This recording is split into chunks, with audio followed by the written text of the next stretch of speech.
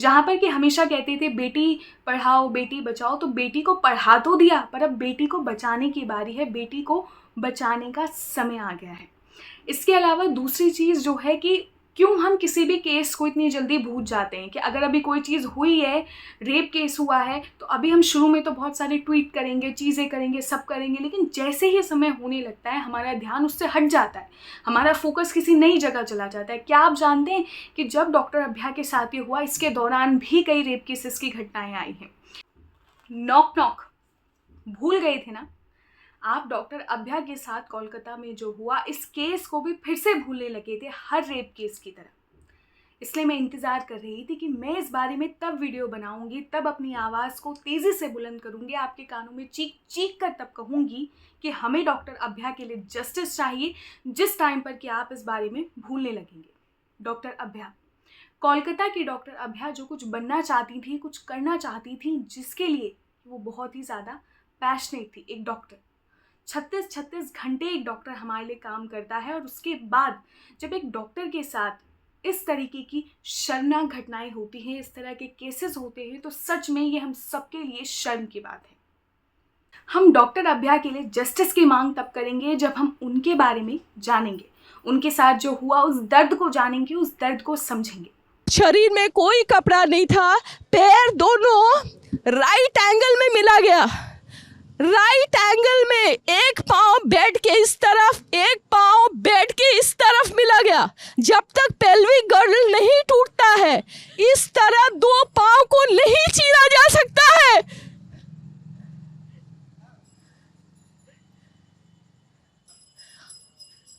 चश्मे को कूटा गया, जिसके वजह से आंखों से खून निकल गया। गले में गला दबाकर मारा गया। और पूरा ये जो मैं बोल रही हूँ, ये पूरा पोस्टमार्टम रिपोर्ट में वायरल हुआ है, आप लोग कृपया देखिए। 8 अगस्त 2024, जिस दिन कि हमारा पूरा देश ओलंपिक में नीरज चोपड़ा के ऊपर नज़र गड़ाए हुआ था, आप में हम सब, कि नीरज एक बार फिर से जैवलिन में हमारे देश के लिए गोल्ड लाएंगे। और जिस दिन हम सब यानी कि हमारा पूरा देश उन पर नज़र गड़ाए हुआ, ठीक इसी दिन कोलकाता के आरजीकर मेडिकल हॉस्पिटल में काम करने वाली चेस्ट मेडिसिन डिपार्टमेंट में PG trainee doctor second year doctor Abhaya, वो भी इसी उम्मीद में थी। यहाँ पर कि डॉक्टर अभ्या भी अपने दोस्तों के साथ इसी बिल्डिंग के, यानी आरजीकर मेडिकल जो हॉस्पिटल है कि मेडिकल कॉलेज, इसी के यहाँ की जो तीसरा फ्लोर है, उसके सेमिनार रूम में बैठकर इस मैच को देख रही थी अपने दोस्तों के साथ डिनर करते हुए।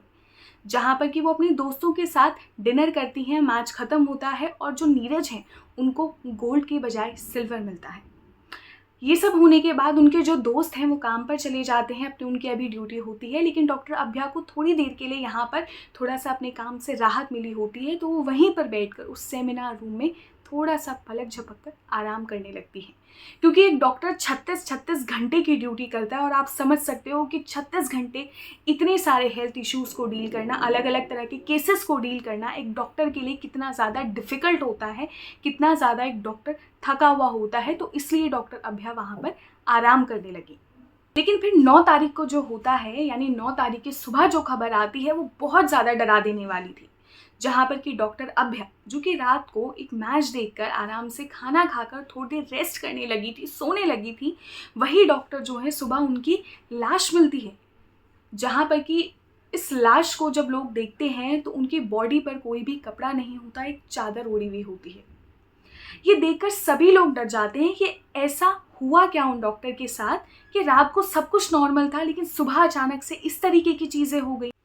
जहाँ पहले ऐसा कहा गया कि डॉक्टर अभ्या जो है इन्होंने सुसाइड किया है, लेकिन बाद में जब इस पूरे के पूरे केस की जांच हुई, जब डॉक्टर अभ्या की जो है पोस्टमार्टम रिपोर्ट आई, तो साफ पता लग गया कि ये किसी भी प्रकार का, यानी किसी भी तरह का ये सुसाइड नहीं था। It was not a suicide, ये बल्कि एक पहले रेप हुआ और उसके बाद उनका मर्डर हुआ। जहाँ पर मैंने ये चीज़ें राइट डाउन की हैं ताकि मैं आपको बता सकूँ कि बेसिकली डॉक्टर अभ्या जो है उनके साथ कितनी ज़्यादा दर्द उनको दिया गया है, कितनी ज़्यादा शर्मनाक काम उन घटिया लोगों ने उनके साथ किया। इस बारे में जानना और उनके दर्द को जानना आपके लिए, मेरे लिए, हम सभी के लिए बहुत ही ज़्यादा ज़रूरी है।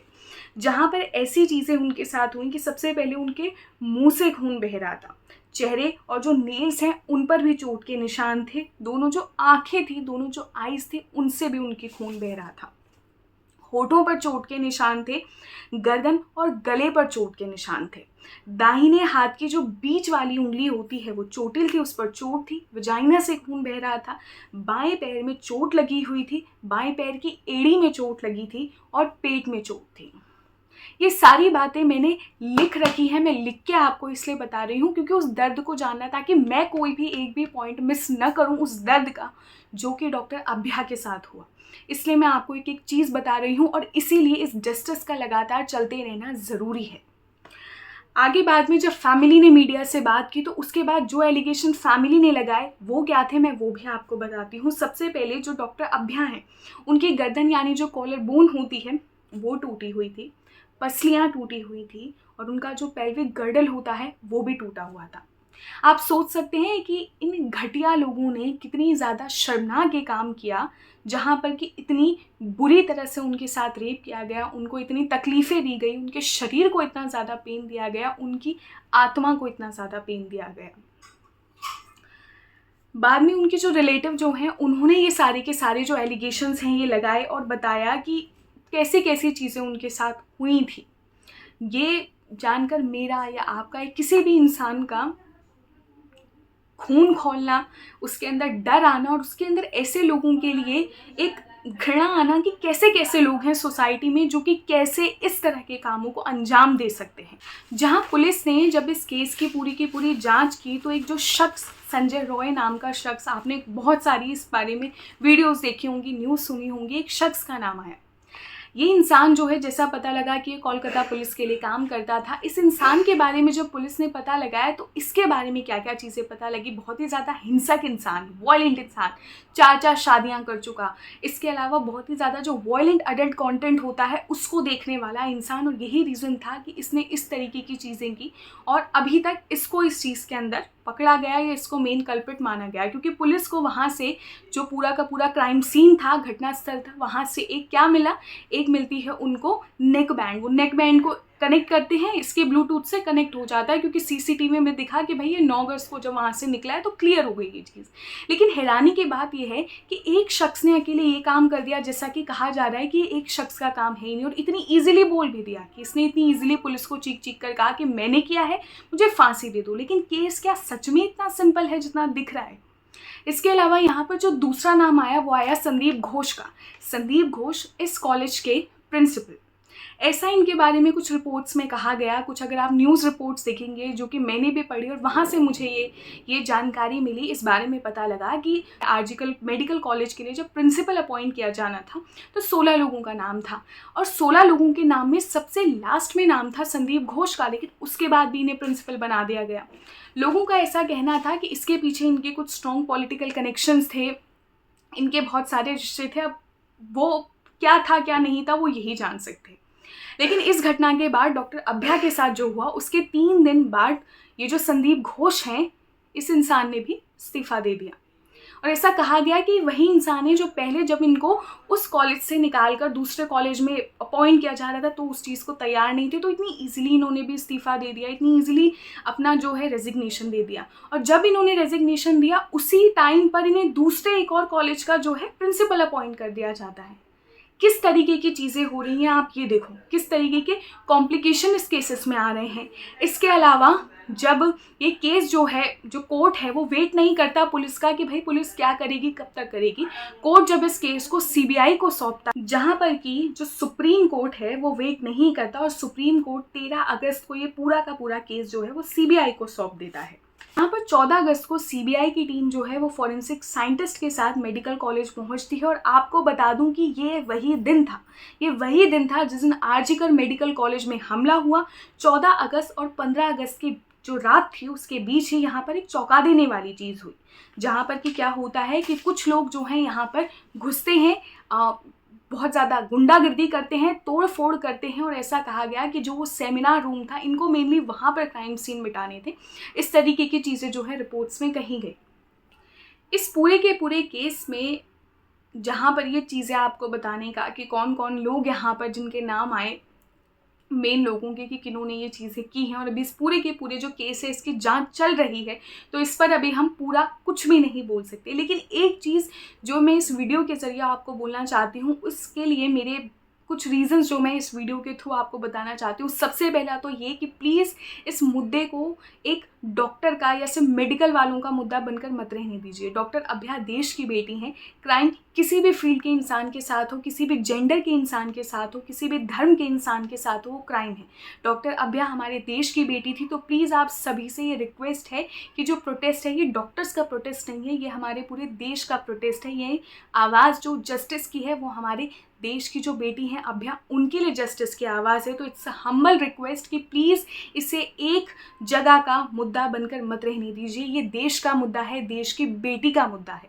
जहाँ पर कि हमेशा कहते थे बेटी पढ़ाओ बेटी बचाओ, तो बेटी को पढ़ा तो दिया, पर अब बेटी को बचाने की बारी है। बेटी को बचाने का समय आ गया है। इसके अलावा दूसरी चीज़ जो है कि क्यों हम किसी भी केस को इतनी जल्दी भूल जाते हैं कि अगर अभी कोई चीज़ हुई है, रेप केस हुआ है, तो अभी हम शुरू में तो बहुत सारे ट्वीट करेंगे, चीज़ें करेंगे, सब करेंगे, लेकिन जैसे ही समय होने लगता है हमारा ध्यान उससे हट जाता है, हमारा फोकस किसी नई जगह चला जाता है। क्या आप जानते हैं कि जब डॉक्टर अभया के साथ ये हुआ, इसके दौरान भी कई रेप केसेस की घटनाएं आई हैं, जहाँ पर कि उत्तराखंड के अंदर एक जो नर्स है, जब वो अपने घर लौट रही थी उनके साथ भी रेप किया गया। सोचो, अपनी ड्यूटी से लौटते हुए अगर इस तरीके की चीज़ें होंगी तो कैसे कोई भी लड़की अपने वर्क प्लेस पर सेफ होगी। लड़कियां कुछ बनना चाहती हैं, कुछ करना चाहती हैं, उनके सपने हैं।